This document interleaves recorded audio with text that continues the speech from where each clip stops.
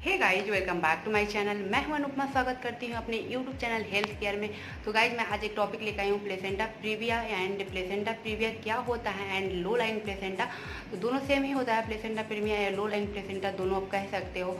तो सबसे पहले मैं जान लेती हूँ कि प्लेसेंटा क्या होता है। तो प्लेसेंटा होता है जो बेबी के लिए जीवन दान का काम करता है। जैसे कि आप कुछ भी खाते हो, जो भी न्यूट्रिशन आप लेते हो तो फिल्टर करके बेबी तक प्लेसेंटा के थ्रू ही जाता है। उसको आपके ब्लड को फिल्टर करता है और फिर बेबी तक पहुंचाता है। प्लेसेंटा बेबी के लिए जीवन दान का काम करता है और अटैच रहता है बेबी से, और मदर दोनों से अटैच रहता है प्लेसेंटा। तो ये क्या होता है कि आप कुछ भी न्यूट्रिशन वगैरह लेते हो तो उसको फिल्टर करके बेबी तक पहुंचाता है प्लेसेंटा। तो प्लेसेंटा अधिकतर मदर्स में, अधिकतर लोगों में क्या होता है कि प्लेसेंटा ऊपर रहता है, हमेशा प्लेसेंटा ऊपर रहता है, यानी तो कभी कभी साइड में प्लेसेंटा रहता है। और जो प्लेसेंटा किसी किसी का क्या होता है, बहुत ही माइनर 20 में कम से कम 2 लोगों के साथ ऐसा होता है जो प्लेसेंटा कभी कभी नीचे रहता है, जैसे कि जहाँ आपका यूट्रस रहता है यानी बच्चेदानी रहता है उसके आसपास रहता है, या फिर आपको एकदम बच्चेदानी जहाँ यूट्रस का मुंह होता है वहाँ पे उसको कवर किए रहता है। किसी का पार्शियल प्लेसेंटा होता है या किसी का कंप्लीट प्लेसेंटा होता है। यानी कि क्या होता है कि प्लेसेंटा अक्सर क्या होता है ना गाइस, इसके ऊपर रहता है, नहीं तो किसी किसी में मतलब बहुत कम ऐसा केसेस देखने को मिलते हैं। मतलब 20 में आप 2 लोगों को बोल सकते हैं कि प्लेसेंटा किसी किसी के साथ का नीचे रहता है, यानी कि जो बच्चेदानी यानी यूट्रस होता है उसके मुंह पे ही कवर किए रहता है, जिसमें जब बच्चे का जन्म होता है तो उस वक्त दिक्कत होती है बच्चे को जन्म लेने में, जो आपका नॉर्मल डिलीवरी नहीं हो सकता, उसमें आपको सेजेरियन करना होता है। तो बहुत ही ऐसा क्यों होता है, मैं आपको इस टॉपिक में सारे चीज़ कवर करूँगी, जैसे कि आपका उसका लक्षण, ये क्यों होता है और होने से क्या क्या दिक्कतें आ सकती हैं, और कैसे पता चलेगा कि आपको लो लाइन प्लेसेंटा है या प्लेसेंटा प्रीविया है। तो मैं वही सब टॉपिक पे आज आप लोगों के साथ बात करने वाली हूँ। तो अगर आपका लो लाइन प्लेसेंटा है, जैसे कि आपका प्लेसेंटा प्रीविया है, तो आपको स्टार्टिंग में मतलब फर्स्ट ट्राइमेस्टर में 1 से तीसरे महीने तक आपको ज़्यादा पता नहीं चलेगा कि जैसे आपका 3 मंथ कंप्लीट होगा यानी चौथा स्टार्ट होगा तो किसी किसी को ब्लीडिंग होने लगती है, यानी बहुत आपको मतलब ज़्यादा बहुत लोगों को पेनफुल नहीं होता है, किसी किसी को हल्का सा पेन होगा, किसी किसी को पेन नहीं होता है। और आप कुछ भी कर रहे हो या काम कर रहे हो या खड़े हो तो आपको हल्का हल्का सा ब्लीडिंग मतलब होने लगता है, किसी किसी को हैवी ब्लीडिंग भी होने लगती है। तो आपको तुरंत ही डॉक्टर के पास जाना चाहिए। तो ये होता है प्लेसेंटा प्रीविया। तुरंत आपको सोनोग्राफी यानी कि अल्ट्रासाउंड कराना होता है, जिससे पता चल जाता है कि आपको प्लेसेंटा प्रीविया है या लो लाइन प्लेसेंटा है। तो डॉक्टर तुरंत सोनोग्राफी करते हैं, उसमें आपको पता चल जाता है। तो इसमें ये बहुत रिस्की होता है। ऐसा अक्सर क्या होता है ना गाइज, अगर आपका पहला बेबी ऑपरेशन से हुआ है या आपको मतलब कभी कुछ ऑपरेशन हुआ है, उस वजह से क्या होता है कि प्लेसेंटा वही का प्लेसेंटा नीचे ही रह जाता है, वो धीमे धीमे क्या होता है कि मतलब धीरे धीरे माइग्रेट हो जाता है। तो इसमें आपको ज़्यादा टेंशन लेने की कोई ज़रूरत नहीं होती है। फर्स्ट ट्राइमेस्टर में, अगर फर्स्ट ट्राइमेस्टर सेकंड ट्राइमेस्टर जैसे 6 मंथ से पहले यानी कि 5 मंथ तक बहुत लोगों का माइग्रेट हो जाता है, प्लेसेंटा धीमे धीमे ऊपर चला जाता है।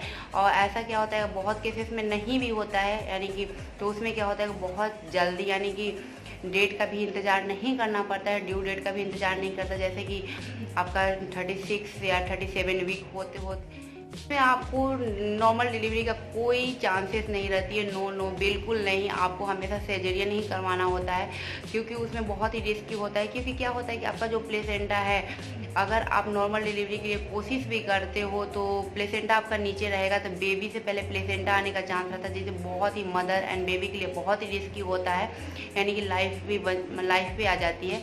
तो इसलिए हमेशा ही सर्जरियन करना होता है, कभी भी नॉर्मल इसमें नहीं होता है। और नहीं तो बहुत लोगों को क्या होता है कि स्टार्टिंग में जैसे कि प्लेसेंटा लो लाइन प्लेसेंटा है तो धीमे धीमे माइग्रेट होके 5वें मंथ तक ऊपर चला जाता है, तो फिर कोई टेंशन की बात नहीं होती है। अगर आपका लो लाइन प्लेसेंटा है, प्लेसेंटा प्रीविया है, तो आपको हमेशा ध्यान देना रहता है, क्योंकि आपको ज़्यादा ट्रैवलिंग भी नहीं करना होता है, बेड रेस्ट ज़्यादा करना होता है, 5-6 मंथ तक आपको करना ही रहता है। अगर आपका प्लेसेंटा माइग्रेट नहीं होता है फिर भी आपको 9 मंथ तक रेस्ट करना होता है, तो बहुत ही रिस्की हो जाता है।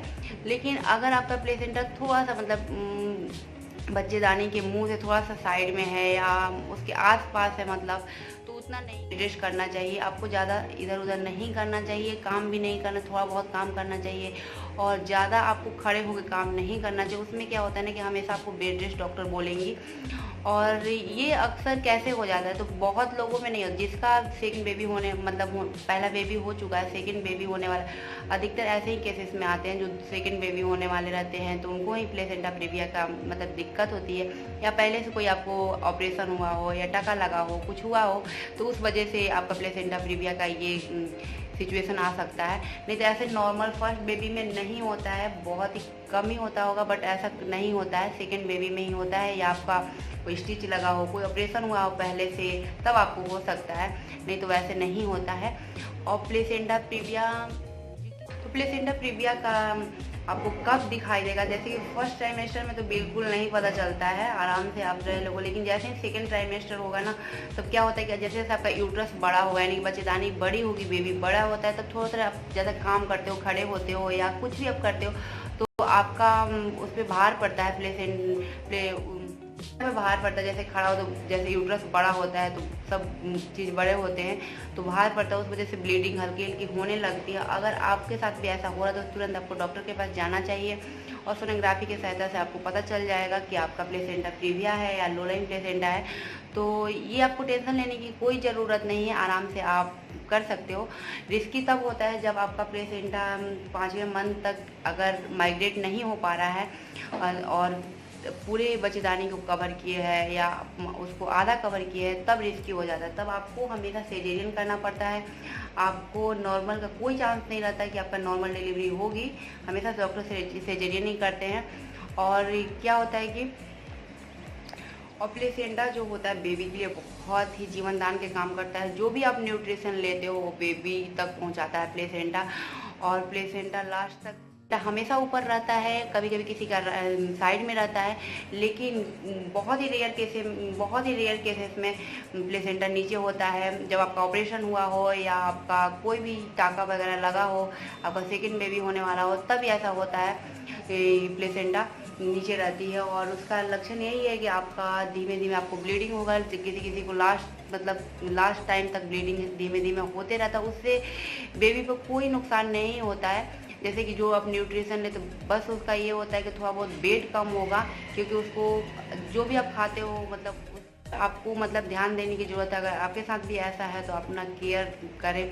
आपको हमेशा किसी न किसी के साथ ही रहना है, आपको अकेले बिल्कुल नहीं रहना है, ताकि कभी भी कुछ भी ज़रूरत पड़ सकता है, ताकि आप जल्दी से आप हॉस्पिटल जा सकते हो। कुछ भी थोड़ा सा भी माइनर आपको ब्लीडिंग हो रही है तो आपको तुरंत डॉक्टर से संपर्क करना चाहिए, डॉक्टर के पास जाना चाहिए और हमेशा किसी न किसी के साथ रहना चाहिए। आपको ट्रैवलिंग नहीं करना है, बिल्कुल बेड रेस्ट करना है, अपना ध्यान रखना है और अपने बेबी का ध्यान रखना है और न्यूट्रिशन लेते रहना है, अच्छे हेल्दी खाना खाना है आपको, और टेंशन बिल्कुल नहीं लेना है।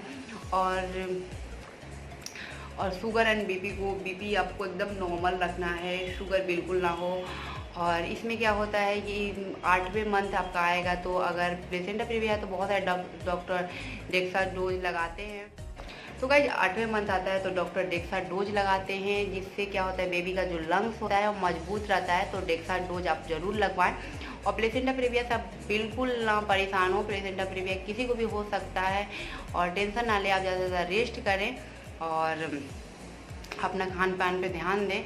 और 5वें मंथ तक आपका प्लेसेंटा बहुत लोगों का माइग्रेट होकर ऊपर चला जाता है, अगर नहीं जाता है तो फिर आपको सिजेरियन कराना होगा, क्योंकि क्या होता है कि प्लेसेंटा पूरे बच्चेदानी को कवर किया रहता है या उसको आधा कवर किया रहता है, तो फिर उसमें दिक्कत हो जाती है। अगर आप नॉर्मल कराते हैं तो ब्लीडिंग होने का बहुत चांस रहता है, जिसमें मदर एंड बच्चे दोनों को खतरा हो सकता है, इसलिए आप सिजेरियन कराएं।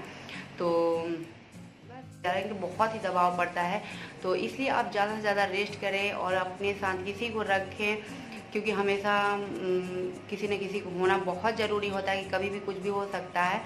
तो अगर हमारी वीडियो पसंद आया हो तो please like subscribe and share करें और हमारे हेल्थ केयर चैनल को सपोर्ट करें। और मेरा एक और चैनल है अनुपमा लाइफ स्टाइल करके, जिसे हम ब्लॉगिंग लाइफ स्टाइल को भी सब्सक्राइब करें एंड हेल्थ केयर को भी सब्सक्राइब करें और ज़्यादा से ज़्यादा मेरे वीडियो को शेयर करें ताकि दूसरे के लिए भी हेल्पफुल हो जाए। और ऐसी ही जानकारी में अगर आपको कुछ और भी जानकारी चाहिए हेल्थ से रिलेटेड तो आप कमेंट के थ्रू या मेल पे मुझे मेल कर सकते हैं anupma.singh46@gmail.com पे, और नहीं तो मेल कमेंट के थ्रू भी आप पूछ सकते हैं, मैं उसका ज़रूर जवाब दूंगी। तो आपको कुछ भी हेल्थ से रिलेटेड पूछना हो तो पूछ सकते हैं गाइज। तो चलो, अगर वीडियो पसंद आए तो लाइक, सब्सक्राइब एंड शेयर जरूर करना। तब तक के लिए बाय, टेक केयर, मिलते हैं नेक्स्ट वीडियो में। बाय।